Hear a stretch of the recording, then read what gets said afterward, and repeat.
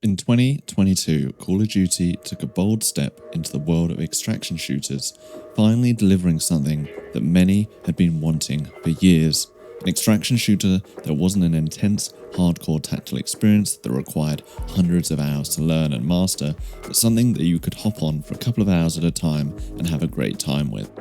For me, I was so pumped for DMZ, and as a YouTuber it gave me some of my biggest successes to date, but little less than a year later, Activision confirmed that support for the mode would be dropped and players were left with a game mode that had so much promise, but like many things with Call of Duty, it got left by the wayside for the next big release. Fast forward to present day and a new game is about to take up the mantle, and all signs point to a casual extraction shooter that will show Activision that this can be done. Welcome to Delta Force Hazard Operations, a game that looks and sounds all things DMZ, but with the added depth that players like myself always craved for with DMZ, but never felt like we got, and eventually realised was never going to happen. DMZ did a lot of things right, making an extraction shooter that was extremely accessible to all players, but in my opinion it massively missed in the depth and metagame required to keep me wanting to come back for more. Pretty quickly I lost interest in completing missions because the reward never felt satisfying. Loot was generally meaningless, and there was, for all purposes, no real progression to grind through. Now you may disagree and feel free to let me know, but for the adrenaline I get from extraction shooters, it comes from securing loot that is valuable and that I can use to progress my character, and successfully extracting at the end of a mission. By completing missions that unlock something meaningful to use in game, by taking out other players who have better gear than me, that fear that comes from taking in your absolute best gear knowing that you could lose it in a moment's notice. And this is something that we'll hopefully be getting in Hazard Operations. This is because Hazard Ops comes with an in-game economy, so want to build your favourite gun with all the coolest attachments? Well, you better start grinding money. Find some high-tier loot? Well, in Hazard Ops you have an open marketplace to sell it all. And this is the thing that I think really sets Hazard Ops apart from what DMZ tried and unfortunately failed to do, and will keep players invested for a longer period of time. So let's dive into the nitty-gritty of Hazard Ops and exactly how it looks to work. So the gameplay loop initially feels very similar to that of DMZ and other extraction shooters. You load them into a map, of which there should be multiple come launch. They've teased at least 2 to kick off with, but I wouldn't be surprised if we see more than that. Before you load in, you'll equip your character with armor, supplies, ammunition and weaponry.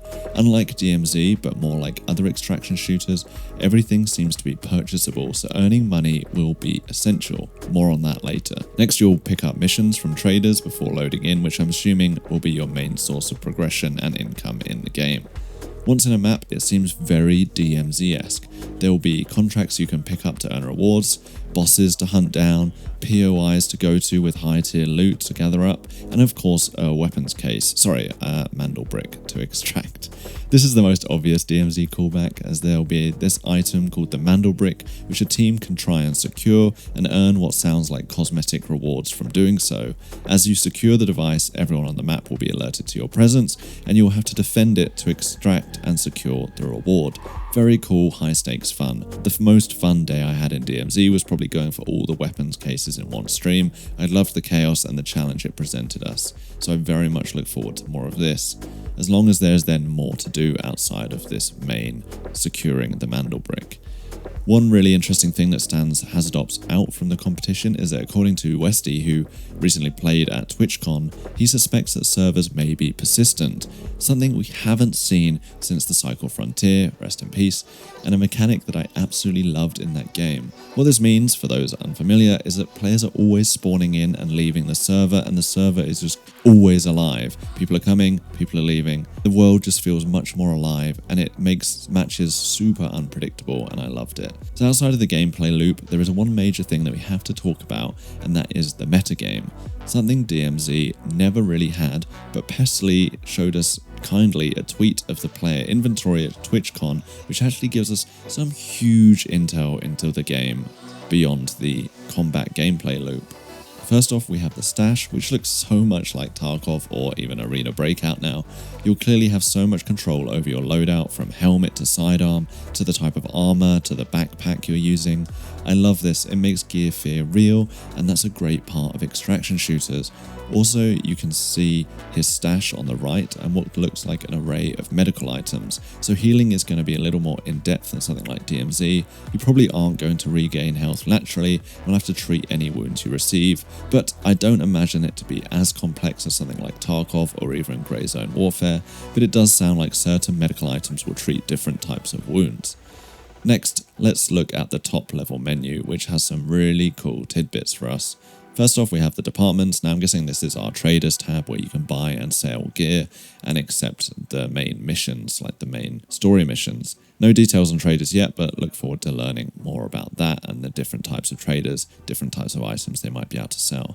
Then we have the auction house. Now this is huge. From my understanding, this is where you can sell gear to other real players in a proper marketplace.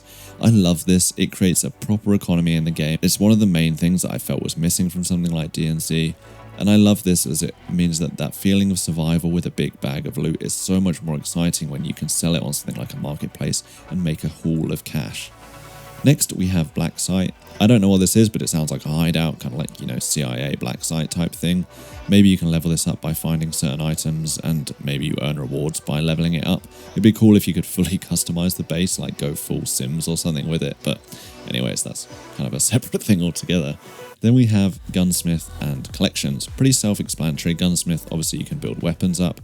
From the looks of things, this game is going to have plenty of depth to the Gunsmith, where you can pretty much go wild with attachments, so that'll be kind of cool for people who enjoy that sort of thing, and I'm sure we can build some pretty cursed weapons to go along with it.